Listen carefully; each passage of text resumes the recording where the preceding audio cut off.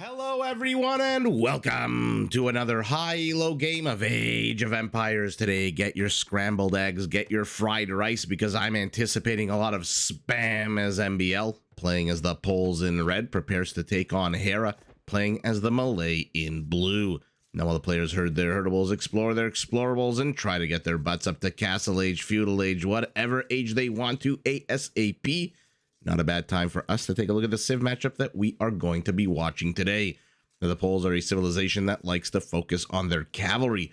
In the mood for something a little bit lighter, well then Pole Scout cavalry line units do come with a small attack bonus against archers and can be upgraded in the Imperial Age to do trample damage, which is very, very helpful since the Poles are one of the only two civs in the game to have their hussars replaced with winged hussars, which are already tankier and stronger than normal hussars and come with an attack bonus against gunpowder units and an even bigger attack bonus against monks. Now, if you want to skip the appetizer, go straight for the main course, something a little bit heavier, well, Pole Knights and Cavaliers can be upgraded to cost a lot less gold. And when I say a lot, I mean it, from 75 gold down to 30. So it does become a bit easier, maybe not a bit easier, a lot easier to spam these heavy units starting in the Castle Age. Now, to support their cavalry units on the battlefield, the Poles can field their unique unit, the Obuch, a tanky, well-armored infantry unit whose attack actually reduces both the melee and pierce armor of its opponent with every single swipe of its giant, oversized warhammer. Now, to support the production of their cavalry units, their Obuchs, and their civilization on the whole, Pole stone miners also generate gold while they work the quarry. Their farmers have access to a unique structure called the Folwark, which does replace their mill. The way the Folwark works, hopefully we'll see one very soon. Whenever you see the farm within the Folwark's aura, its radius, it automatically adds 8% of the value of that farm to the Pole coffers. And by the way, the Folwark also generates 5 population room like a house. Now, Pole villagers are also harder to raid because, like Viking berserkers starting in the Feudal Age, they begin regenerating HP if they ever get injured. Speaking of trying to injure the Pole, let's take a look at his opponent, Hera, playing as the Malay, a naval civilization that comes with a few late-game land features that are redonkulously powerful. To start with, their battle elephants become cheaper and cheaper as the game goes on. They get all infantry armor upgrades for free, which does help because their militia line units can be upgraded to cost only food. And so while the Malay don't technically get champions, this upgrade, when combined with supplies, basically turns their two-handed swordsmen into fairly cheap trash units that cost only 65 food. But if you don't want to spam your two-handed swordsman, if you don't want to spam your 25% cheaper elephants, well, don't worry. You can still spam your unique unit, the Karambit Warrior, an incredibly cheap, super fast, but on the whole kind of weak infantry unit that only takes up half a population space. So if you've got 10 of them, they only take up 5 population room. Now, in order to help you get these late-game features upgrades as fast as possible, the Malay do advance to the next age faster than normal, which means you can either rush to the next age, or, if you prefer, focus on your economy, maybe take a stroll, look at these deliciously beautiful yellow lemon bushes with the pretty blue butterflies, and then catch up to your opponent as they hit the next stage. Or maybe as they go up to the next stage. Really, up to you. Looks like Hera is going to move out onto the map. Not a bad time for us to take a look at, first of all, to take a look at whatever the hell is going on here. Is that a stork and a vulture? 2 storks and a vulture. Sounds like a 1980s sitcom. As the vulture, I guess, derps out, denies the stork the baby drop that stork wants to get. Ooh, will Hera interrupt the gazelle push? Let's see. It looked for a second like he wanted to, and then being the gentleman that he is, continued upon his merry way. So there's the Folwark. When you click on it, it opens up a radius, and in here you can fit 8 farms perfectly. And if the farm is inside this radius, 8% of it gets added to your coffers, leaving 92% of the farm, rather, to get gathered by the farmer. Now, speaking of the Polish farmer, primary gold nice and secure to the back. Stone also kind of off to the side, nice and safe. Extra gold and wood to the rear, although this is a bit of a strange wood line.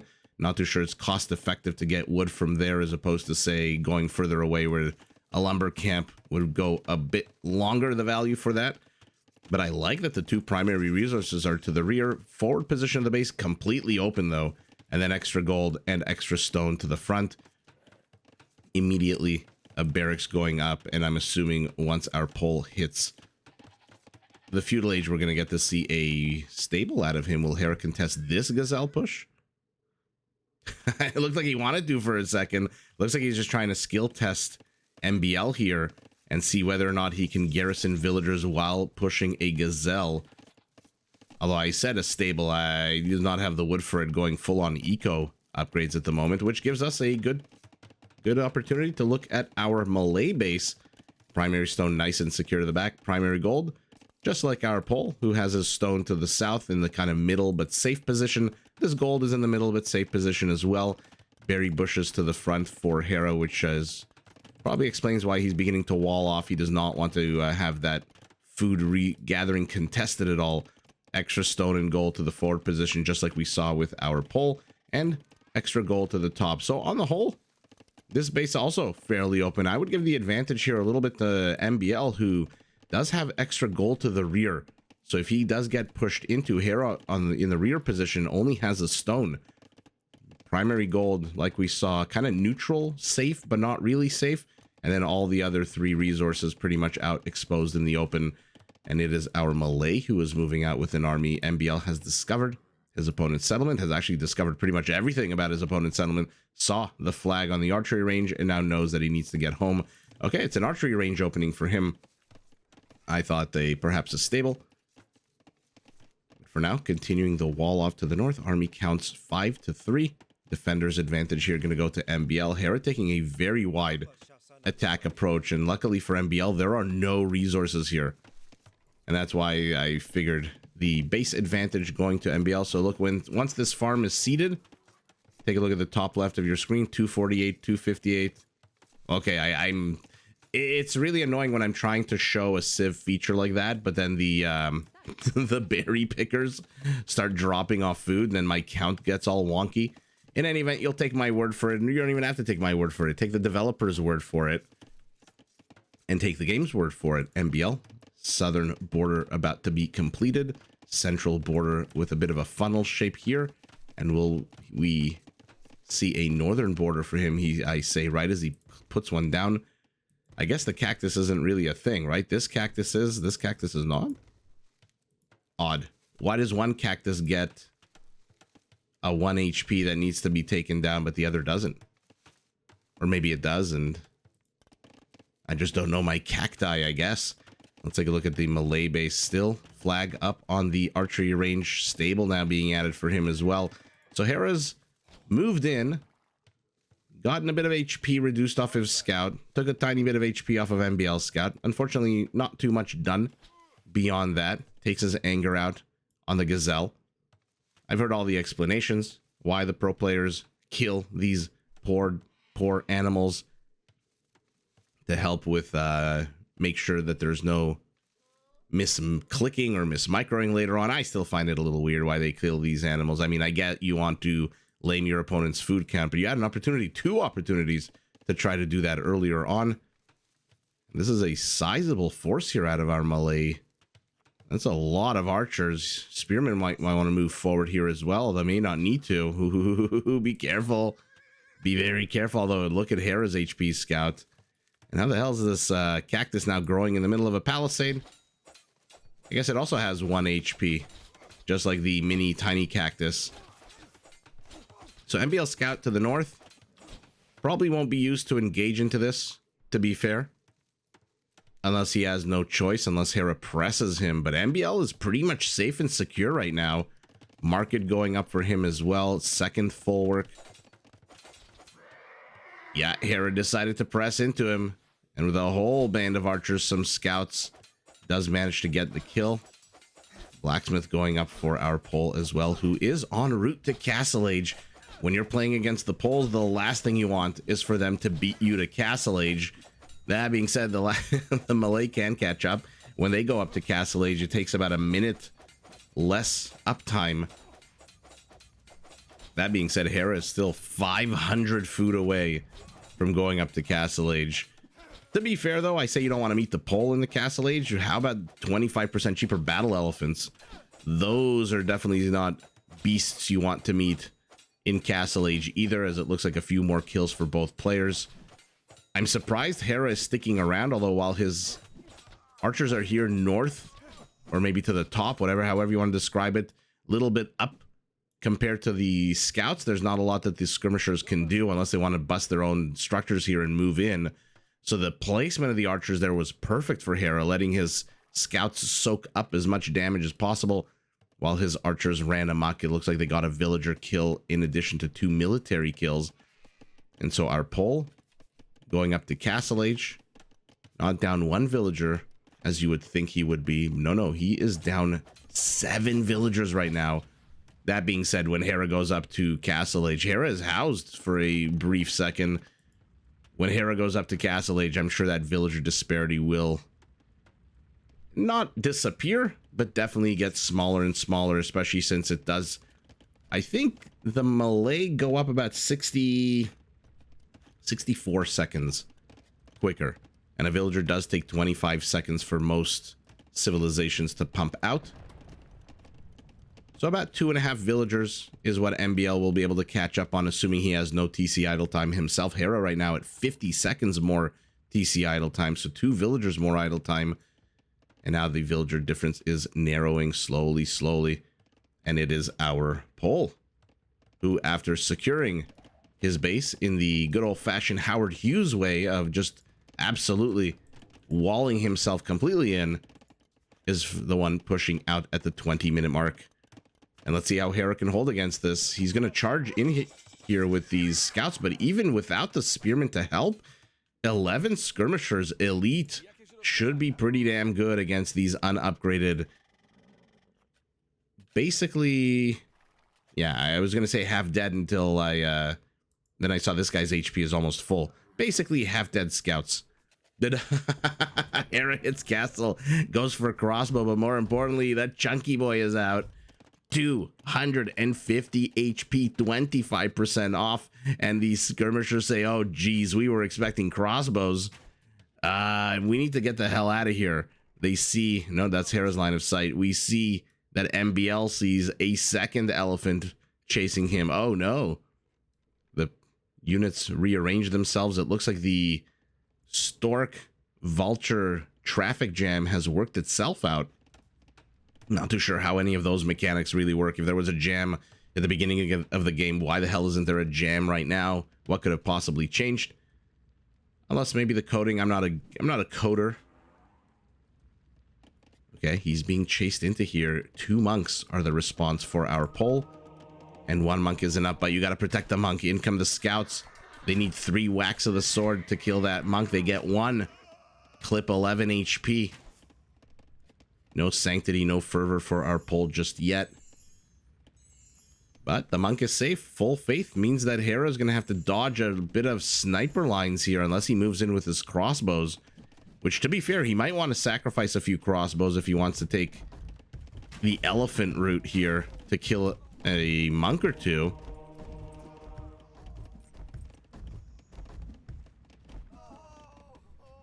Okay. I mean, kill count's 15-5 right now. Forward Siege Workshop, though, might change it. Siege is one of those blink of an eye game-changing units. There's nothing worse than thinking you're ahead when all of a sudden a big old mangonel volley eviscerates half your army count. So, despite the push to the north, it is in fact through the center wall off that Hera is going to be trying to break his way into this base. More elephants. I knew we were going to get to see some kind of spam this game. I knew we were going to get to see some kind of mass production of a unit. What is our Pole doing? Absolutely no stone at the moment. He has added 2 town centers. And so having to rely on these 9 villagers, he's going to have to hold here. This is a very scary push. The quantity isn't crazy. 1 mangonel, a couple of elephants, or not a couple, a few elephants, some crossbows. But these units are just so much stronger than whatever MbL has, unless he can get some conversions. Unless he can get his own mangonel shot off at the moment. Well, let's see. Slowly but surely, the longer he holds us, the better it is for him. Obviously, MbL desperate to get a castle up with 9 villagers on stone. By the time... Since the time I mentioned the fact that he had no stone miners, he's already up to basically a third of what he needs. Almost half of what he needs to get a castle up. And Hera, a couple of houses, a full work, and now another house. He's getting damage done, but it is not critical damage at all. The mangoes need to be careful. Split up, guys. Split up, split up. They do. Looks like Hera got the worst of that trade, but he is on the high ground, which means his mangonel can take a little bit more of a beating than MbL's. Ooh, a couple of missed shots. Hera's added 5 more kills to his belt. More skirmishers popping out. At this point, if you see your opponent is going skirmishers, do you not want to prioritize attacking the archery range? There's no infantry coming out. So Hera, like I said, and again, he's attacking houses, now a barracks, but there's nothing coming out of that barracks. There's no infantry at all for our pole, who now has 570 stone, 400 gold. And if he wanted to, yeah, there he is. He just bought the stone, and we've got ourselves a defensive castle beautifully placed on the primary gold. And this is where that secondary gold and the safe stone came into play. If Hera had attacked through the south, perhaps things would look a little bit different for our pole, whose extra gold stone, remember, is completely unmineable at the moment. Looks like a very dangerous volley from the mangonel. Have the mangonels not killed each other yet? Just now the first mangonel kill? Oh, run as fast as you can. You can't outrun the castle fire.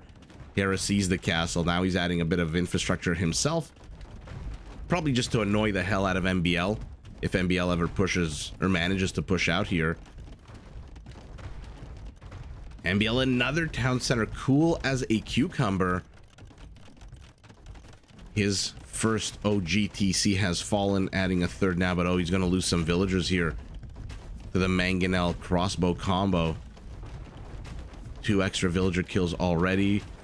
While microing against the villagers, he's also microing against mangonels. A fantastic hit by Hera. There clips a mango and a whole bunch of skirmishers. But the skirmishers are here. They don't care. They are attacking what? They're attacking the mangonels. Scorpions as well. Another mangonel has fallen. 2 kills for this hero mangonel at the moment. But the elephant spam is non-stop. Now we're up to 9 elephants. But remember, 9 elephants to 0 with 4 potential conversions means that if MbL gets lucky with the random number generator, if he hits the 3 gold coins on the Buffalo slot machine and he gets all 4 conversions, all of a sudden your 9-0 army lead goes from 9-0 basically to 5-4.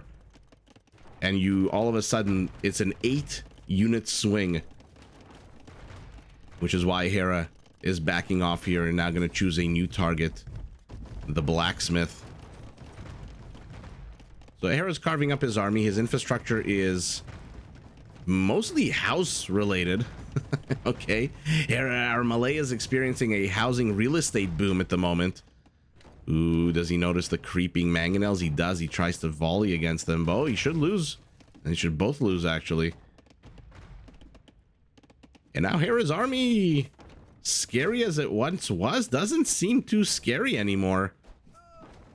Now it's really a game of who can get the mangonel shots off, and it looks like the skirmishers do manage to get that 1 mangonel. And now they're in the midst of the crossbow, so even if MbL loses that mangonel, I don't know that these crossbows have a long shelf life here anymore. Not against skirmishers. We saw another castle for our pole, and the monks shoo away the elephants yet again. And now the elephants attacking the skirmishers.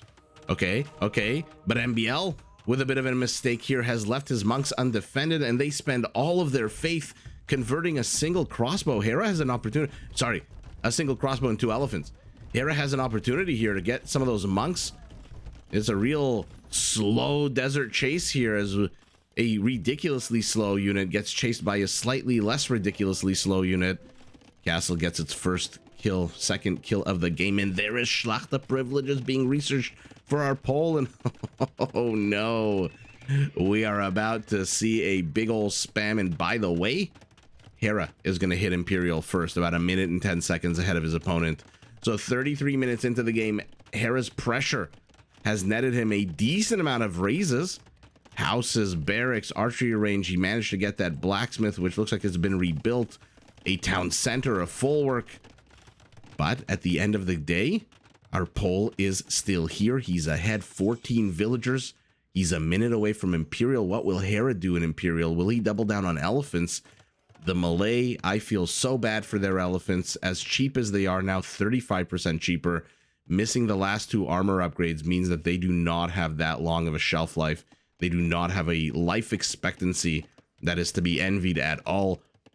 And for the first time, the attack has kind of stopped. The players have disengaged. Not a bad time for us to look at what's going on in the Malay base. He's at 4 town centers himself. A very forward castle for him as MbL finally begins taking the stone here.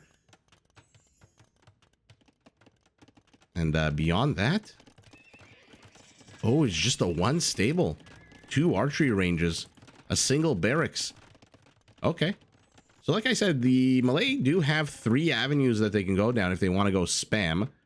In this case, Hera is doubling down on foot archers, getting the chemistry upgrades. They do have a pretty serviceable, pretty decent Arbalester do the Malay. I think it comes with all the upgrades. I think it's really their mounted archer lines. I don't think, like, I think like the Portuguese, they don't get heavy cavalry. They also, I think, don't get Parthian tactics, no hand cannoneers, but their Arbalester line is pretty damn good. The problem for Hera is that he's going to possibly, but not really, discover that there's a reason MbL is throwing these 2 elephants in his face, because there are no fewer than 8 stables pumping out Schlachter Cavaliers, and Hera's castle gets denied at the 62% mark. Ooh, but a villager is being left alone here. Never mind, left alone for a hot second. 1 more poke, and he should go down. Castle denied at 68%. Hera destroys it, which means he only gets 32% back. 32% of the stone back. What's 32% of 650? About 200? That is a sour loss of stone. And now, Hera doesn't have a castle. I don't think he researched forced levy. And there you go. Hera doing exactly what you need to do against the Poles, which is throw your entire weight at them. Throw the entire might of your civilization at them. Try to get this to never happen, so that this can never happen, so that this can never happen. And unfortunately, MbL just held fantastically. And like I said, I think this hold from MbL would not have been possible if the second gold wasn't to the back and the extra stone, where was it? Like somewhere around here, wasn't, or maybe here, wasn't in a safe nook between 2 forests. If that stone was maybe here, as you know, this extra gold is, Hera could have lamed that easily. Did Hera even explore the southern portion of MbL's base? No, he didn't. I mean, he saw with that early scout exploration the location of these 2 resources, but he never really explored here afterwards, which means he could have easily pushed into here. Yes, there was a town center, but with mangonels, elephants, and crossbows, I think that town center could have potentially been demolished, or he could have just gone along the edge of the world and tried to sneak in through this little area. But unfortunately for Hera, he tried to push in through the exact forward position, and MbL just slunk back little by little by little, got more town centers, full works up, and what a brilliant hold out of him, and what a brilliant example of why Hera pushed in so hard, because the last thing you need is 30 freaking Cavaliers heading straight towards your base. Now, the Malay, again, can spam certain units, but unfortunately for Hera, the spammability is not here. 1 stable, you can't spam elephants. For now, 1 barracks, you can't spam elephants. So if Hera had a few more minutes, maybe this game would have looked a little differently. Maybe if he could get his defenses up and running, but no, MbL doesn't give him even a second to breathe. The second he breaks the forward assault, even though there were a few questionable moves out of both players here, MbL just lashes out immediately with all of those stables, and 30 gold Cavaliers are just, I mean, it's just a ridiculous unit to fight against. That being said, the Malay Battle Elephant is also a ridiculous, and look at Hera's resources. With 35% cheaper elephants, he could have pumped out another, what, 10 to 15 to avoid doing the math right now, embarrassing myself. I think 10 to 15, maybe actually even more battle elephants. In any event, I'm not going to try to do math in my head right now. Cavaliers, 33, crossbows and elephants, skirmishers, and monk is the third most trained unit for MbL. Peak APM, middle of the game, peak APM 2 minutes before that for Hera with his usual 200 to 300. How bad do we think the economies are? Not bad at all. Actually, not bad. Less than 10% economic difference. It looks like our Malay got a bit more gold, only 400 more. Everything else going to our Pole. No relics whatsoever. Let's see, conversion count 4 out of about 70 is not bad at all. Not great, not bad, but look at this. 19 buildings destroyed to 0. Unfortunately for Hera, the vast majority of those buildings destroyed were houses. Like we saw, he got a blacksmith, a barracks, an archery range, but he has not even seen... Okay, now he has. And he's seen the castle going up as well.